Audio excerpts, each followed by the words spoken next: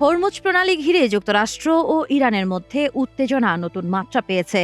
মার্কিন president Donald Trump ঘোষণা দিয়েছেন পারস্য উপসাগরে আটকে পড়া বাণিজ্যিক জাহাজগুলোকে নিরাপদে বের করে আনতে যুক্তরাষ্ট্র সহায়তা দেবে। তবে এর পরপরই ইরান সরাসরি হুঁশিয়ারি দিয়েছে তাদের অনুমতি ছাড়া কোনো বিদেশি সামরিক বাহিনী প্রণালীতে প্রবেশ করলে তা প্রতিহত করা হবে। 2 মাসের বেশি সময় ধরে চলমান সংঘাতে এই গুরুত্বপূর্ণ জলপথে শত শত জাহাজ ও প্রায় 20,000 নাবিক আটকে পড়েছে বলে জানিয়েছে আন্তর্জাতিক সামুদ্রিক সংস্থা। খাদ্য ও রসদের সংকট আরও বাড়ছে।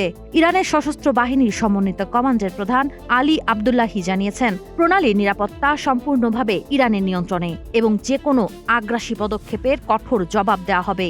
এমনকি সমন্বয় ছাড়া বাণিজ্যিক জাহাজ চলাচলও ঝুঁকিপূর্ণ বলে সতর্ক করা হয়েছে। অন্যদিকে মার্কিন সেন্ট্রাল কমান্ড সেন্টকম জানিয়েছে, এই অভিযানে 15,000 সেনা, 100টির বেশি বিমান, যুদ্ধজাহাজ ও ড্রোন মোতায়েন করা হবে। তাদের দাবি, এটি আঞ্চলিক নিরাপত্তা ও বৈশ্বিক অর্থনীতির জন্য জরুরি। জীবন অবাক না করলে কে করবে? 28% মিল্ক ফ্যাটের অবাক করার সাথে ফ্রেশ মিল্ক পাউডার। জীবন অবাক করুক প্রতিদিন। সংঘাতের প্রভাব ইতোমধ্যেই বৈশ্বিক জ্বালানি বাজারে পড়েছে।